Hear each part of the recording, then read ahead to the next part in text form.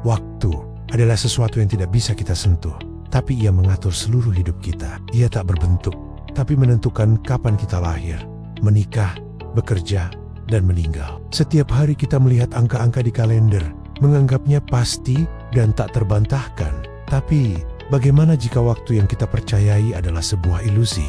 Bagaimana jika dunia ini pernah salah menghitung waktu selama lebih dari 1600 tahun? Bayangkan, kamu bangun suatu pagi di tanggal 5 Oktober, tapi pemerintah berkata, hari ini adalah 15 Oktober, 10 hari, dihapus begitu saja. Sejarah dihapus, waktu dilipat, dan yang lebih mengejutkan, itu benar-benar pernah terjadi. Ini adalah kisah tentang bagaimana manusia dalam usaha memahami alam semesta justru tersesat dalam perhitungan mereka sendiri. Ini adalah kisah tentang kalender Julian dan bagaimana dunia pernah percaya pada sistem waktu yang ternyata keliru sejak awal. Bagian Tengah, historis dan kronologis. Kita mundur ke tahun 46 sebelum Masehi.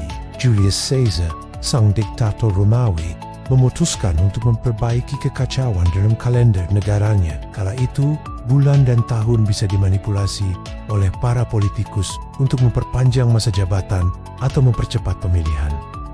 Caesar ingin ketertiban. Ia pun meminta bantuan kepada Sosigenes, astronom dari Alexandria, pusat ilmu pengetahuan dunia saat itu. Sosigenes mengamati pergerakan matahari dan memperkirakan bahwa satu tahun bumi adalah 365,25 hari. Maka ditetapkan, setahun adalah 365 hari dan setiap 4 tahun sekali ditambahkan satu hari kabisat.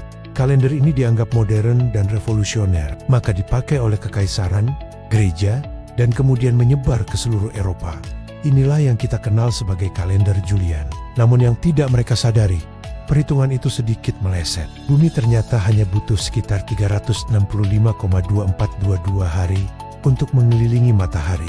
Perbedaan kecil hanya sekitar 11 menit per tahun, namun seperti tetesan air yang tak berhenti. Ia menumpuk menjadi banjir. Dalam satu abad, terjadi pergeseran hampir satu hari. Dalam 1500 tahun, lebih dari 10 hari. Akibatnya, musim dan kalender mulai tidak selaras. Paskah yang seharusnya terjadi dekat equinox, musim semi, semakin meleset dari waktu astronomisnya. Dunia pelan-pelan tergelincir keluar dari ritme alam. Bagian Puncak, dramatis dan menggugah. Tahun 1582, Paus Gregorius XIII memutuskan sudah waktunya bertindak. Maka lahirlah kalender Gregorian. Dan untuk mengoreksi 10 hari yang hilang, ia memerintahkan tanggal 4 Oktober langsung dilanjutkan ke 15 Oktober. 10 hari dihapus dari kehidupan. Bayangkan mereka yang ulang tahun di tanggal-tanggal itu. Mereka tak pernah merayakan hari lahir mereka pada tahun itu. Tapi reformasi ini tidak diterima semua pihak. Negara-negara Protestan seperti Inggris menolaknya karena datang dari Paus Katolik. Inggris baru menerima kalender ini 170 tahun kemudian. Pada 1752 Rusia lebih ekstrim, mereka baru mengadopsi kalender Gregorian setelah revolusi Bolshevik pada tahun ke-1918. Dunia hidup dalam dua versi waktu. Dalam surat kabar Inggris, tanggal kematian George Washington tertulis berbeda dengan kalender Rusia. Bahkan surat-surat bisa dikirim dan tiba di masa lalu.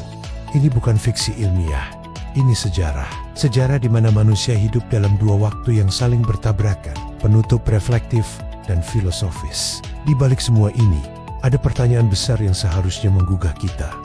Seberapa banyak yang kita anggap pasti, ternyata hanya kesepakatan. Kalender yang kita gunakan hari ini bukan hasil perhitungan sempurna dari alam, tapi hasil kompromi antara astronomi, politik, dan agama. Kita hidup dalam sistem yang dulu diciptakan oleh manusia, dan manusia pun bisa keliru. Waktu ternyata bukan hanya soal jam dan kalender, ia adalah cermin dari peradaban kita. Apa yang kita anggap benar hari ini bisa jadi hanya sementara. Apa yang kita pikir abadi bisa saja berubah dengan satu dekret. Jadi, lain kali saat kamu melihat kalender, bertanyalah, apakah ini benar waktu yang nyata atau hanya angka yang kita sepakati bersama? Karena sejarah telah membuktikan bahwa bahkan waktu pun bisa salah dihitung.